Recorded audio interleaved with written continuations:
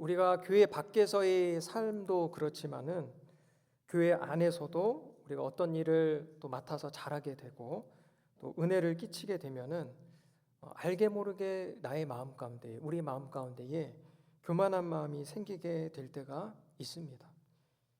교회 다른 성도님들에게 칭찬도 받고 또 인정도 받고, 그래서 어떤 직책을 맡게 되면은 나도 모르게 우쭐해지고 또 교만해지는 그러한 마음들이 우리 가운데 들어오게 될 수 있다라는 겁니다. 사실은 내가 한 것이 아니라 하나님께서 건강을 주시고 또 기회를 주시고 또 능력을 주셔서 그 일들을 다 할 수 있었던 것이고 또 은혜를 끼치게 된 건데, 마치 하나님과 상관없이 내가 한 것처럼 그렇게 우리도 모르는 사이에 생각하고 교만하게 될 때가 있다라는 것입니다. 그런데 오늘 본문을 보니까 절대 교만하지도 않고 또 우쭐하지도 않고 자신을 내세우지 않는 한 사람이 나옵니다. 그것도 그냥 보통 일을 한 게 아닙니다. 평생을 걷지 못하고 서지 못했던 그 사람을 걷게 하는 그런 믿을 수 없는 기적을 일으켰는데도 이 사람은 전혀 자신의 능력 행함에 집중하지를 않습니다. 그 사람이 누구냐 하면 베드로입니다. 이미 우리가 잘 알고 있는 사건인데, 베드로가 요한과 함께 성전을 이제 지나게 될 때에 성전 미문에 앉아 구걸하던, 나면서부터 걷지 못하던 한 사람을 일으키게 되죠. 나사렛 예수 그리스도의 이름으로 일어나 걸으라. 그렇게 믿음으로 선포하며 걷게 했던 겁니다. 한번 당시의 그 장면을 상상해 보십시오. 그 동네 사람이라면 누구라도 알고 있는 그 걸을 수 없던 사람이, 정말 평생 앉아 구걸만 하던 그 사람이 베드로의 선포와 함께 일어서기 시작하는 겁니다. 그러더니 뛰기 시작하고 자기도 못 믿겠다는 그런 표정을 지으면서 기뻐 춤을 추는 겁니다. 주변에서 이 상황을 본 사람들이 이게 도대체 어떻게 된 일인가? 어떻게 이런 일이 일어날 수 있는 것인가 하면서 아마 한 명, 두 명 계속해서 몰려들기 시작했을 겁니다. 그리고 그 걷게 된 사람을 붙들고 사람들이 이야기를 했겠죠. 도대체 어떻게 된 거냐? 당신 늘 여기 앉아서 구걸하던 그 사람 아니냐? 누가 당신을 일으킨 거냐? 저 사람들이 누구길래 당신을 그렇게 일으킨 것이냐? 그렇게 다들 놀라고 믿을 수 없어서 난리가 났을 겁니다. 그리고 주변에 아는 사람이 있으면은 가만히 있지 않았겠죠. 가족이건 친구건 누구건 간에 달려가서 이야기를 했을 겁니다. 빨리 여기 와서 이것 좀 보라고. 지금 성전 미문에 앉아서 맨날 구걸하던 그 사람이 뛰고 있다고, 춤을 추고 있다고, 난리가 났다고. 그렇게 순식간에 소문이 퍼지고 사람들이 몰려왔을 겁니다. 정말로 그 사람이 진짜 걷고 있는지 뛰고 있는지 보기 위해서 분명히 오는 사람들이 있었겠죠. 그리고 그 사람을 일으킨 그 대단한 사람이 도대체 누구인가? 소문을 들은 사람들은 그 사람을 보기 위해 시선을 돌렸을 겁니다. 오늘 본문이 바로 그렇게 시작을 하고 있습니다. 11절 보면은 이렇게 말씀합니다. 나은 사람이 베드로와 요한을 붙잡으니 모든 백성이 크게 놀라며 달려나아가 솔로몬의 행각이라 불리우는 행각에 모이거늘. 이 고침을 받은 사람이 너무 놀랍고 기뻐서 베드로와 요한을 놔주지 않고 계속해서 따라다니는 겁니다. 그리고 주변 사람들, 또 소문을 들은 이 사람들이 이것을 구경하려고, 이런 일이 어떻게 일어날 수 있는 건지 듣고 싶어서 계속해서 몰려들고 있는 겁니다. 사실 이 정도의 기적을 일으킨 것이라고 한다면은 사실 자기도 모르는 사이에 그 마음 가운데에 교만한 마음이 충분히 생길 수가 있죠. 그런 마음을 충분히 품을 수 있을 겁니다. 우리 자신이 만약에 그런 놀라운 일들을 일으키게 된다고 한다면은 우리의 마음이 어떤 마음이 들겠습니까? 내가 뭔가 대단한 사람이 된 것 같기도 하고, 정말로 내가 다른 사람과 뭔가 많이 다른 것 같고, 그러한 마음이 조금이라도 올라오지 않겠는가 하는 것이죠. 그런데 오늘 본문을 보니까 베드로는 그런 부분에 있어서 전혀 흔들림이 없어 보입니다. 오히려 자신을 대단한 눈으로 바라보는 사람들을 향해서 그러지 말아라 이렇게 이야기를 하죠. 12절 말씀입니다. 베드로가 이것을 보고 백성에게 말하되 이스라엘 사람들아 이 일을 왜 놀랍게 여기느냐 우리 개인의 권능과 경건으로 이 사람을 걷게 한 것처럼 왜 우리를 주목하느냐. 베드로는 자신이 행한 이 모든 일들이 자기가 어떤 특별한 능력이 있거나 자신이 특별히 경건해서 그런 것이 아니라고 분명하게 이야기합니다. 지금 일어난 이 기적이 베드로 자신에게서 비롯된 일이 아니라는 것을 분명하게 이야기했던 겁니다. 베드로는 이 모든 기적이 하나님께서 하신 일이라는 것을 분명하게 알았습니다. 자신이 어떤 능력이 있어서도 아니고 특별히 경건해서도 아니고 예수 그리스도 그 이름의 능력이 그를 일으키게 한 것임을 분명하게 이야기하고 있는 겁니다. 그래서 그는 오히려 사람들에게 이렇게 묻습니다. 이 일을 왜 놀랍게 여기느냐? 왜 우리를 주목하느냐? 베드로는 혹시라도 이 모든 영광이 자신에게 돌아올까 봐 그것을 주의하면서 자신을 십자가 뒤에 감춥니다. 그리고 사람들이 하나님을 바라보면서 오직 하나님만 영광 받으실 수 있도록 했던 거죠.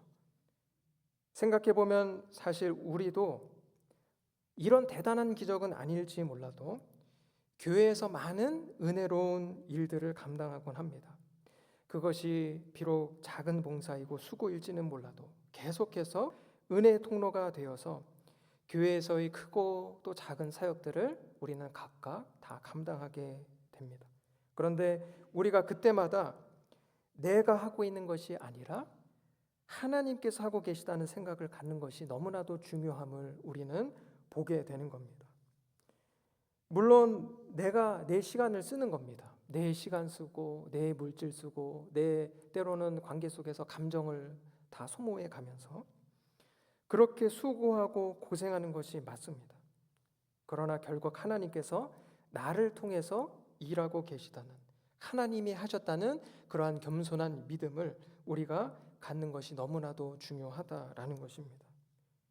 그 엄청난 기적을 일으킨 베드로조차도 그 모든 일들이 하나님이 하신 일이라고 고백하고 있는데 우리가 우리의 작은 일들을 가지고 우리를 높이려고 한다면 우리를 내세우려고 한다면 그리고 반대로 다른 사람들을 무시한다면 그것은 정말로 부끄러운 일일 수밖에 없는 것입니다. 그래서 우리는 늘 십자가의 뒤에 숨을 수 있어야 합니다. 다른 사람들을 높여주고 무엇보다 하나님을 높이고 하나님이 영광 받으실 수 있도록 하는 그 믿음이 우리에게 필요하다라는 것입니다. 오늘 우리 모두가 그렇게 주님이 나에게 맡겨주신 사명과 은혜에 감사하면서 우리 자신이 아닌 하나님만을 높이고 영화롭게 할 수 있기를 바랍니다. 아름답게 교회를 세워가고 하나님의 나라를 세워가는 모든 주의 백성들이 될 수 있기를 바랍니다. 그리고 우리가 한 걸음 더 나아가서 한 가지 더 기억해야 할 것이 있는데 하나님께서 그렇게 우리에게 크고 작은 은혜를 베풀어 주실 때는 그 은혜가 우리를 사랑하셔서 주시는 은혜가 분명하지만 동시에 그러한 은혜를 베풀어 주심에는 또 분명한 목적과 이유가 있다라는 것입니다. 우리가 이야기하죠. 은혜 받았습니다. 하나님의 은혜를 내가 입었습니다. 정말로 하나님의 은혜가 맞아요. 그렇게 우리가 고백할 때는 베풀어 주신 은혜 가운데 하나님이 목적을 가지시고 은혜 베풀어 주신다는 것을 기억할 수 있어야 합니다. 오늘 본문의 베드로는 그것을 분명하게 알고 있었습니다. 자신을 통해서 평생 앉아 있을 수밖에 없었던 그 사람을 일으키실 때는 하나님께서는 분명한 목적과 이유를 가지고 그에게 그 은혜를 베풀어 주셨다라는 것입니다. 설령 그 당사자가 은혜를 입어서 기뻐 뛰었던 그 당사자가 혹 모를지라도 하나님께서는 분명한 이유, 목적을 가지시고 그러한 은혜를 그에게 베푸셨다라는 것입니다. 그렇다면은 그 목적과 이유는 무엇인가? 그것은 바로 또 다른 사람들에게 그 받은 은혜가, 그 누리게 된 놀라운 은혜가 흘러가게 하는 것이었습니다. 더 정확히 이야기하자면은 은혜 중에 은혜, 복 중에 복, 바로 복의 본질 되시는 예수 그리스도가 전해지는 것이었다라는 것입니다. 그 예수의 이름이 그 한 사람에게 머물러 끝나는 것이 아니라 그를 통해서 또 그 사건을 통해서 더 많은 사람들에게 흘러가고 더 많은 사람들이 구원 얻게 되는 것, 하나님께서는 그것을 원하셨고 기뻐하십니다. 그래서 그러한 목적과 이유 가운데에 그에게 그 은혜를 허락하셨다라는 것입니다. 하나님께서는 그러한 분명한 목적을 가지시고 바로 오늘 본문의 베드로에게, 그리고 걸을 수 없었던 바로 그 사람에게 그 놀라운 은혜를 베풀어 주신 것입니다. 그래서 오늘 본문을 보면은 베드로는 자신 주위에 모여 있는 이 구경꾼들을 향해서 베드로 자신에게, 그리고 걸을 수 없던 그 사람에게 은혜를 베푸신 예수 그리스도에 대한 이 복음을 전하기를 시작합니다. 마찬가지로 우리가 은혜를 받고 누리게 될 때 항상 이 목적을 기억하는 것이 중요합니다. 사실 우리는 은혜를 구하고 은혜를 받고자 하는 목적이 지극히 개인적일 때가 많이 있습니다. 생각해 보면 그렇지 않습니까? 오늘 예배를 통해서 더 주님 알고 싶고 만나고 싶고 정말 은혜 받았다는 그 고백이 교회 올 때마다, 예배 드릴 때마다 내게 늘 있었으면 좋겠습니다. 그리고 정말 그렇게 은혜를 받을 때면 너무나도 기쁘고 감사하죠. 그리고 나의 삶 속에 하나님께서 마음의 평안함을 주시고 또 나의 현실적인 필요들을 하나하나 세심하게 채워주시고 그러한 일들이 내게 많이 있었으면 좋겠습니다. 그리고 정말로 그렇게 은혜를 베풀어 주실 때면은 너무나도 기쁘고 감사하고 감격적입니다. 그래서 늘 우리는 감사를 드릴 수밖에 없죠. 그런데 우리가 그렇게 은혜를 구하고 또 받게 될 때는 그 은혜의 목적이 나에게서 끝나서는 안 된다는 것을 기억해야 합니다. 하나님께서 내게 은혜를 베풀어 주시는 이유와 목적이 또 하나 있음을 우리는 반드시 기억할 수 있어야 하는 것입니다. 그게 무엇인가? 바로 다른 사람에게 내가 받은 이 은혜가, 내가 누리게 된 은혜가, 내가 입게 된 바로 이 놀라운 은혜가 흘러가게 하는 것입니다. 다시 한번 더 정확히 말해서 은혜 중에 은혜, 복 중에 복, 복의 본질 되시는 바로 예수 그리스도가 나를 통해 끊임없이 전해지고 흘러가게 하는 것입니다. 그 예수의 이름이 나 한 사람에게서 머물러 끝나는 것이 아니라 내가 누리게 된 그 은혜의 경험을 통해서 더 많은 사람들에게 흘러가고 더 많은 사람들이 구원 얻게 되도록 해야 한다는 것입니다. 하나님께서는 그러한 분명한 목적을 가지시고 나에게 오늘도 그리고 내일도 끊임없이 은혜를 베풀어 주길 원하시고 또 그렇게 베풀어 주고 계신 것입니다. 그래서 오늘 내가 은혜를 받았다고 한다면, 그리고 은혜를 구하고 있다고 한다면은 그 은혜를 내가 어떻게 전할 것인가? 이 은혜를 과연 내가 어떻게 흘려보낼 것인가? 내 안에 가득 차서 견딜 수 없는 이 은혜를 어떻게 터서 다른 이에게 흘러가게 할 것인가? 우리는 생각할 수 있어야 하는 것입니다. 주님 나를 복음을 전하고 예수 그리스도를 전하는 축복의 통로로 복음의 도구로 사용하여 주옵소서. 우리는 기도할 수 있어야 하는 것입니다. 그런데 그러할 때 감사한 것은 우리가 그렇게 나 자신을 은혜의 통로로, 은혜의 파이프로 하나님 앞에 내어드리게 될 때에 우리는 더욱더 크고 많은 은혜를 경험하게 된다라는 것입니다. 더 많은 은혜가 내 삶 속에 부어지게 되는 것을 우리는 경험하게 되는 것입니다. 왜냐하면은 하나님께서 나를 통해서 다른 사람들에게, 다른 이웃들에게 혹은 우리 가족에게 은혜를 흘려보내게 될 때에는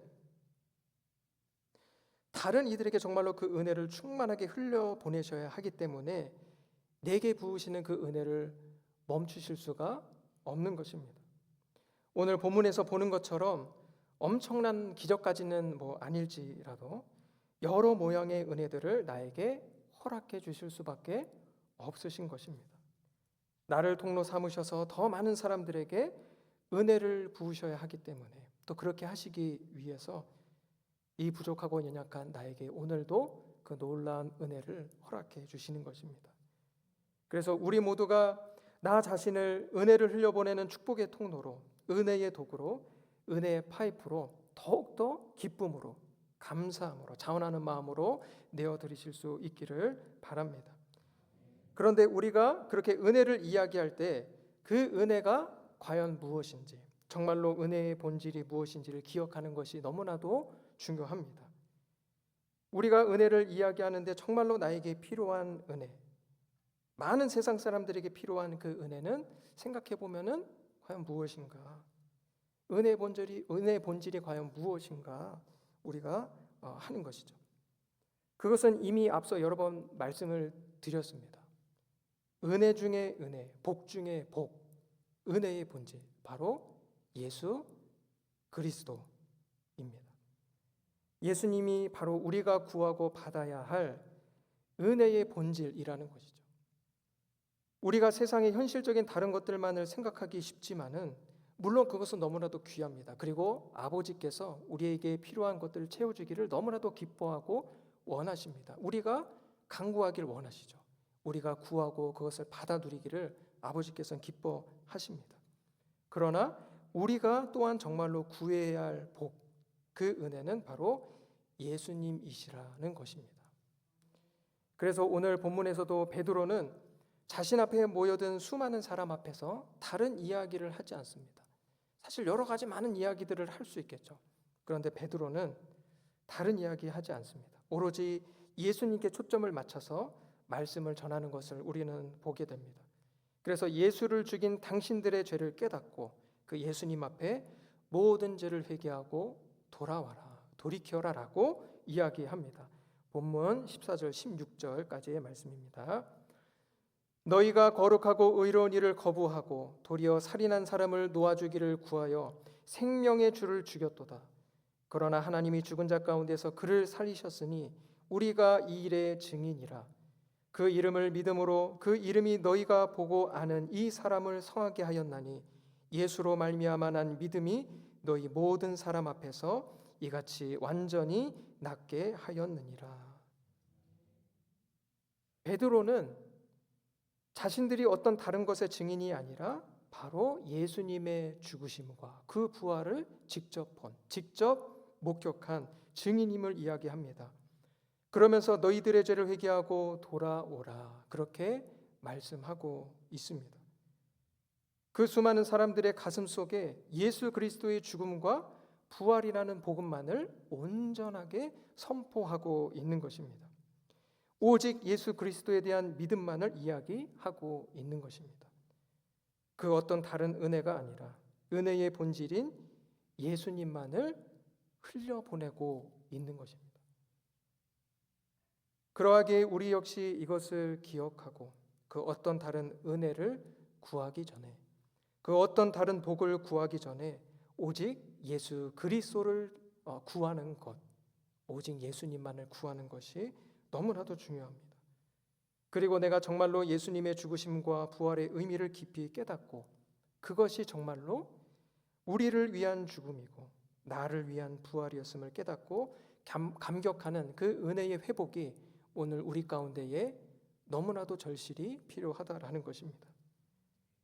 그저 성경이라는 책에 문자적으로 적혀 있는 하나의 이야기, 하나의 기록이 아니라 정말로 나를 위해 내 앞에서 벌어진 죽음이고 내 앞에서 벌어진 부활 될 수 있어야 하는 것입니다. 예수님의 그 부활이 내게 정말로 실제가 되어서 영원한 생명을 누릴 수 있는 그 은혜가 오늘 우리에게 충만하게 있을 수 있어야 한다는 것입니다. 우리가 오늘 이 본문의 말씀을 통해서 그 어떤 다른 은혜보다 그 어떤 복보다 베드로가 온전히 집중하고 열심히 전하였던 그 살아계신 예수님을 구하며 그 예수님을 더욱더 깊이 만나는 은혜가 있기를 바랍니다. 날 위해 죽으시고 다시 사신, 그래서 영원한 생명을 내게 주신 그 주님을 우리가 더 깊이 만날 수 있기를 소망합니다. 그리고 그 주님과 함께 내게 주신 은혜, 은혜 중에 은혜, 복 중에 복, 복의 본질 되시는 그 예수님을 다른 죽어가는 영혼들에게 나누고 흘려보내고 선포하며 하나님의 귀한 도구로, 축복의 통로로 하나님의 나라를 세워가는 주님의 귀한 제자요 자녀로 살아가는 우리 모두가 될 수 있기를 간절히 소망합니다. 아멘.